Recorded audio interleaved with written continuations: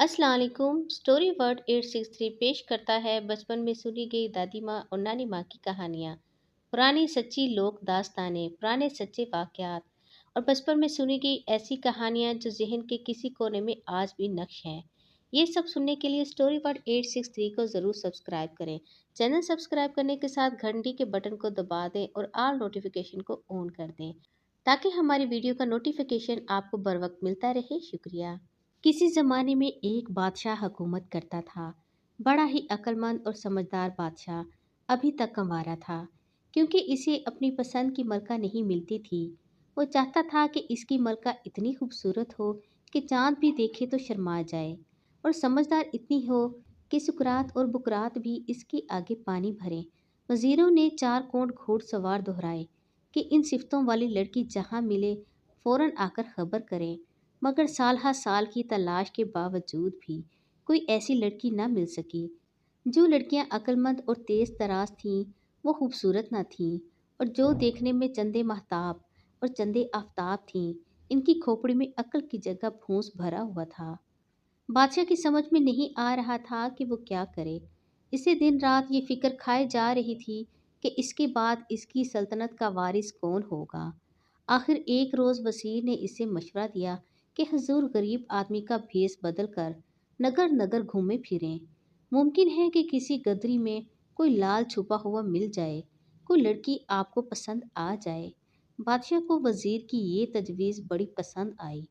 एक दिन बादशाह ने बूढ़े फकीर का भेस बदला और फिर अपने शाही महल से निकल खड़ा हुआ। अभी शहर से बाहर निकला ही था कि इसे एक किसान मिला, जो कांधे पर लाठी रखे अपने गांव जा रहा था। बादशाह ने इसे सलाम किया और बोला, भाई, अगर तुम मेरे साथ चलना पसंद करो तो मैं तुम्हें भी सवारी पर बिठा लूँगा। किसान ने सर से पांव तक इसे देखा और फिर ताज्जुब से बोला, बड़े मियाँ, तुम तो खुद पैदल चल रहे हो, मुझे सवारी में कहाँ बिठाओगे? बादशाह ने कोई जवाब ना दिया और फिर दोनों साथ साथ पैदल चलने लगे। थोड़ी दूर गए होंगे कि कलमा शहादत की आवाज़ आई। चंद लोग चारपाई पर एक मुर्दे को डाले कब्रिस्तान ले जा रहे थे। बादशाह ने जनाजे की तरफ देखा और फिर किसान से पूछा, ये आदमी जिंदा है या मुर्दा? किसान ने बड़ी हैरत से बादशाह की तरफ देखा और बोला, तुम्हें दिखाई नहीं देता?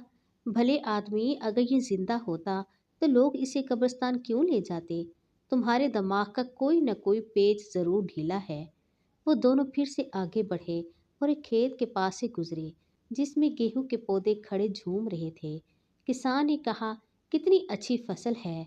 बादशाह ने कहा, बहुत अच्छी, लेकिन पता नहीं कि कटी हुई है या बिन कटी। किसान चलते चलते रुक गया और चिल्लाकर बोला, अरे तुम्हें नजर नहीं आता कि ये फसल कटी हुई है या बिन कटी? बादशाह ने आहिस्ता से कहा, मेरे भाई, बाज़ चीज़ें ऐसी होती हैं जो होती कुछ हैं और दिखाई कुछ देती हैं। लेकिन बेचारे किसान की समझ में ये फलसफा न आया। नचार चुप हो रहा। यूं ही चलते चलते शाम हो गई और किसान का गांव आ गया। इसने बादशाह से पूछा, बड़े मियाँ, तुम कहाँ जाओगे? बादशाह ने कहा, बाबा, हम फकीरों का क्या है, जहाँ सर छुपाने को जगह मिली वहीं पर हो लिए। वैसे मेरी मंजिल अभी 16 कोस दूर है। सोचता हूँ कि सुबह ही को जाऊँ। मैं थक भी गया हूँ, भूख भी लगी हुई है। तुम्हारे गांव में सराय तो होगी, देहाती बड़े मेहमान नवाज होते हैं। किसान ने सोचा कि ये बेचारा रात में कहाँ धक्के खाता फिरेगा। पता नहीं इसके पास पैसे भी हैं या नहीं।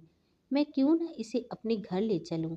एक रात की ही तो बात है, सुबह को तो चला ही जाएगा। ये सोचकर किसान ने कहा, बड़े मियाँ, ये छोटा सा गांव है, यहाँ सराय कहाँ। तुम मेरे साथ मेरे घर चलो, वहाँ किसी कोने में पड़े रहना। खुदा तुम्हें खुश रखे। बादशाह ने कहा। फिर पूछा, तुम्हारे घर में कितने आदमी हैं?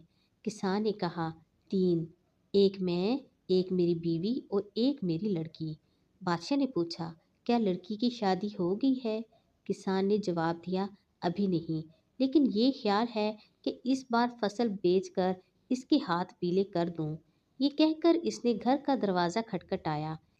इसकी बीवी बड़ी बेचैनी से इसका रास्ता देख रही थी। इसने एक अजनबी को किसान के साथ देखा तो जल्दी से एक चारपाई पर सफ़ेद चादर बिछा दी। घर था तो छोटा, मगर खूबसूरत और साफ सुथरा। मालूम होता था कि किसान ने उम्र भर की कमाई मकान पर ही लगा दी है। एक ताक में कड़वे तेल का दिया जल रहा था। अचानक कोठी का दरवाजा खुला और अंदर से एक लड़की बाहर निकली। एकदम ऐसा लगा जैसे चौदहवीं का चांद अचानक आसमान से जमीन पर आ गया हो। लड़की ने बड़े अदब से बादशाह को सलाम किया और फिर सिमटी एक तरफ खड़ी हो गई। बादशाह इसे देखकर हैरान रह गया, फिर संभल कर बोला, कितना खूबसूरत मकान है, मगर एक ईंट की कमी है। किसान ये सुनकर झंझला गया। इसने इतनी मेहनत से ये मकान बनाया था और ये बड़े मियाँ कह रहे हैं कि इसमें एक ईंट की कमी है। किसान बोला, अच्छा बाबा, अब इन बातों को छोड़ो, जल्दी से हाथ मुंह धो लो और खाना खाओ। किसान के घर आलू साग की भाजी पकी थी। इसकी बीवी ने सोचा कि मियाँ का मेहमान आया है, ये तो बुरी बात है कि वो दाल दलिया खाए। इसने झट डब्बे में से एक मुर्गी निकाली। किसान ने इसे हलाल किया और फिर बेटी ने झटपट इसे भूनकर दस्तरख्वान पर रख दी। सब साथ खाने के लिए बैठ गए। बादशाह ने मुर्गी का थाल अपनी तरफ खींच लिया और इसका सर किसान को खाने के लिए दिया। टांगे बीवी को दी और बाजू लड़की की प्लेट में डाल दिए।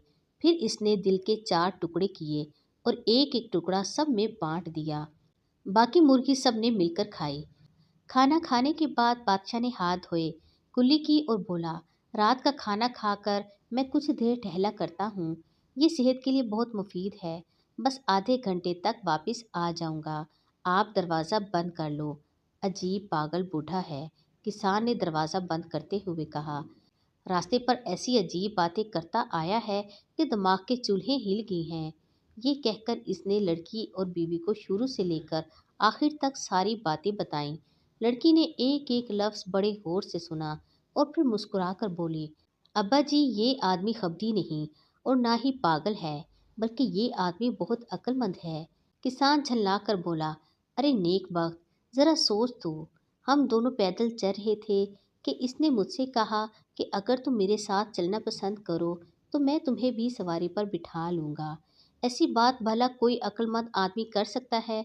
लड़की धीरे से मुस्कुराई और बोली, इसका ये कहना बिल्कुल सही था अब्बा जान। जब कोई आदमी सफ़र करे तो थोड़ा फासला भी काटे नहीं करता, लेकिन अगर दो आदमी साथ चलें और बातें करते जाएं तो लंबा सफ़र भी कम मालूम होता है। सवारी में बिठाने से इसका मतलब ये था कि आओ मेरे साथ बातें करते हुए चलो। तुम्हें थकान महसूस नहीं होगी और तुम यूं समझोगे जैसे तुम किसी सवारी में जा रहे हो।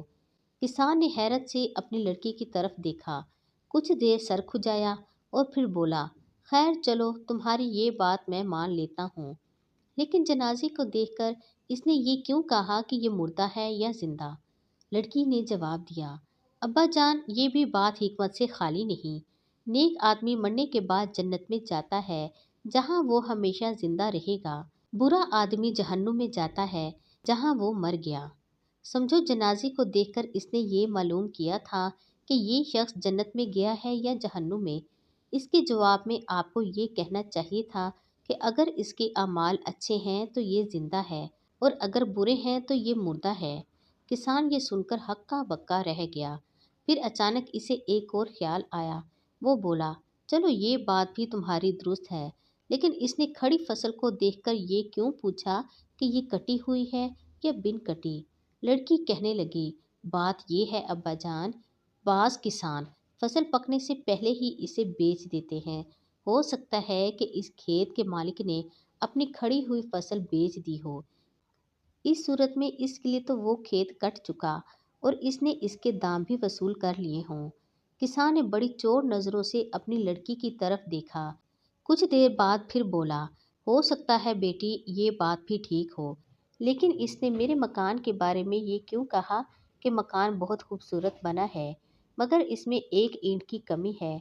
लड़की कुछ झिझकी, फिर शर्मा कर बोली, ये बात उसने मकान के बारे में नहीं कही थी अब्बा जान, बल्कि इसने मेरे बारे में कही थी। मेरा आगे का एक दांत टूटा हुआ है और जब मैं बात करती हूँ तो ये खिड़की साफ दिखाई देती है। मकान मैं हूँ और ईंट मेरा दांत। किसान को कायल करने के लिए यही बातें काफ़ी थीं। मगर वो आसानी से हार मानने वाला नहीं था। वो बोला, अच्छा ये बताओ, इसने मुर्गी के गोश्त को इस अजीब तरीके से क्यों तकसीम किया? मुझे इस मुर्गी का सर दिया, तुम्हारी माँ को इसकी टांगें और तुम्हें बाजू। फिर इसने दिल के 4 टुकड़े किए और एक एक टुकड़ा सब में बांट दिया। लड़की ने कहा, मैं आपको बताती हूँ अब्बा जान, इसने आपको सर इसलिए दिया कि आप इस घर के सरदार हैं। इसने माँ को टांगे दी, इसका ये मतलब था कि इन्हें घर के काम काज के लिए हर वक्त मुस्तैद रहना चाहिए। मुझे इसने बाजू दिए, इसका ये मतलब था कि मैं काम काज में अपने माँ बाप की मदद करूं। आखिर में इसने हम सबको दिल का एक एक टुकड़ा दिया। इससे वो ये बताना चाहता था कि हमारी दुनिया दुखों से भरी हुई है और इन दुखों और मुसीबतों का मुकाबला करने के लिए हमें एक मजबूत दिल की ज़रूरत है। इधर बादशाह दरवाजे से कान लगाए इनकी सारी बातें सुन रहा था। लड़की ने बात खत्म की तो इसने कुंडी खड़काई। किसान ने दरवाज़ा खोला और बोला, मियाँ जी आप तो कोई बहुत पहुँचे हुए बुजुर्ग मालूम होते हैं। बादशाह ने कहा, हम तुम्हारे बादशाह हैं।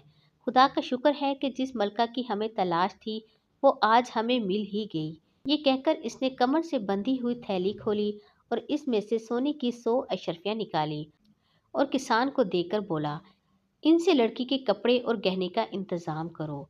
ठीक 1 हफ्ते बाद हम बारात लेकर आएंगे और अब माँ बदौलत तशरीफ ले जा रहे हैं। किसान और इसकी बीवी बड़ी हैरानी से एक दूसरे का मुंह तक रहे थे। इनकी समझ में नहीं आ रहा था कि ये ख्वाब है या बेदारी। ठीक 1 हफ्ते बाद शाही बारात आई। जंगल में मंगल हो गया।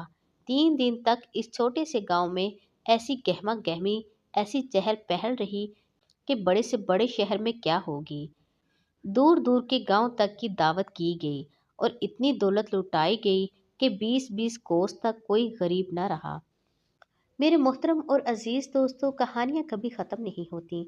अगर आपको कहानियाँ सुनना और पढ़ना पसंद है तो मेरे चैनल स्टोरी वर्ड 863 को ज़रूर सब्सक्राइब करें। यहाँ पर आपको बहुत ही दिलचस्प और मुनफरिद कहानियाँ सुनने को मिलेंगी।